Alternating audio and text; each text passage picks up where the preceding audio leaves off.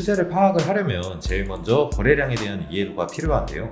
차트 하단에 나오는 것처럼 거래량이 이제 추세에 가늠하는 지표라고 이해를 하시면 됩니다. 네, 안녕하세요 수강생 여러분. 이번 영상에서는 차트 트레이딩 시 꼭 알아두셔야 하는 추세와 거래량에 대한 기본 원리와 이를 초보자 여러분들도 매매에 쉽게 접목을 해서 빠르게 추세 판단을 내릴 수 있는 간단한 팁 몇 가지를 좀 준비를 해봤습니다. 우선 본론 넘어가기에 앞서 중요한 전제 조건을 몇 가지만 좀 짚고 넘어갈 건데요. 첫 번째로 매매 타점을 실시간으로 알려드리는 시간대 외에도 이제 혼자서 연습을 하시면서 실전 매매를 해보시는 분들이 꽤 있고 수익도 직접 쌓아보시는 수강생분들도 있으신데요. 이렇게 혼자서 연습과 복기를 병행하시는 게 이제 가장 빠르게 트레이딩 노하우를 익히실 수 있는 방법입니다. 답안지를 무조건 베끼시는 것보다 연습도 해보시고 복기도 해보시면서 직접 매매를 해보시는 게 당연히 더 빠르게 숙지를 하실 수밖에 없겠죠. 두 번째로는 레버리지 배율에 대한 부분인데요. 리딩 시간대에는 변동성을 고려하여 이제 적절한 레버리지 비율을 지정해서 공유를 좀 드리고 있지만 연습하실 때에는 보통 한 20배 정도의 레버리지부터 차근차근 좀 시작해 보시는 것을 추천드리고 있는데요. 권장 레버리지 비율은 20배에서 한 30배 정도로 이후 매매에 대한 숙지가 완벽하게 되셔도 절대 60배 이상의 고 레버리지는 추천드리지 않고 있습니다. 세 번째로는 이제 변동성에 관한 내용인데요. 현재 강의 드리는 비트코인 테더 선물회 같은 경우 한국 시간 기준으로 이제 나스닥 개장 전후 시간대인 밤 10시 반부터 새벽 5시까지 변동성이 이제 가장 활발하게 나오고 있는데요.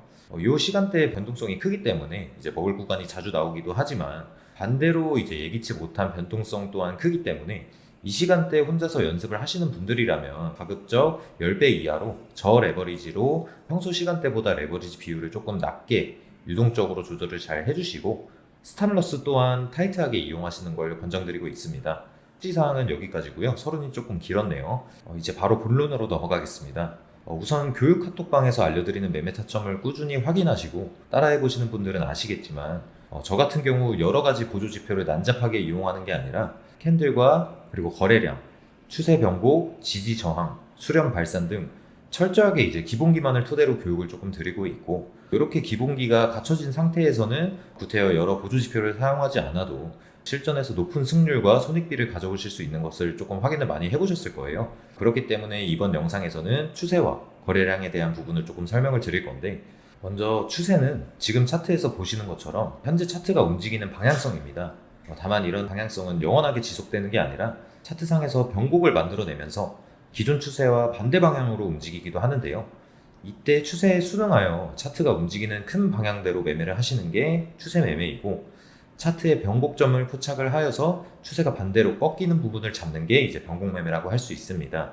이 추세를 파악을 하려면 제일 먼저 거래량에 대한 이해도가 필요한데요. 차트 하단에 나오는 것처럼 거래량이 이제 추세의 지속성과 정확성을 가늠하는 지표라고 이해를 하시면 됩니다. 즉 추세의 변곡이 임박했을 때는 보시는 것처럼 거래량이 점점 줄어들고 추세가 지속될 때는 일정한 거래량을 유지를 하거나 아니면은 이전보다 더 큰 거래량이 들어오게 되겠죠. 이를 지지선, 저항선, 수렴과 발산 등의 원리를 종합하여 차트 상황에 대한 빠른 판단을 내릴 수가 있는 겁니다.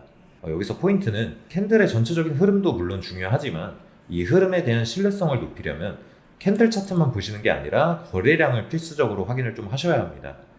우선 거래량과 추세의 상관관계는 차트에서 무조건적으로 존재가 하지만 조금 더 깊게 생각해 보셨을 때 거래량이 선행적으로 먼저 줄면 변곡이 나오거나 거래량이 선행적으로 늘어나면 추세가 지속되는 것처럼 거래량이 먼저 움직이냐 추세가 먼저 움직이냐 하는 시간적인 요소는 차트의 상황에 따라서 유동적으로 바뀌기 마련입니다.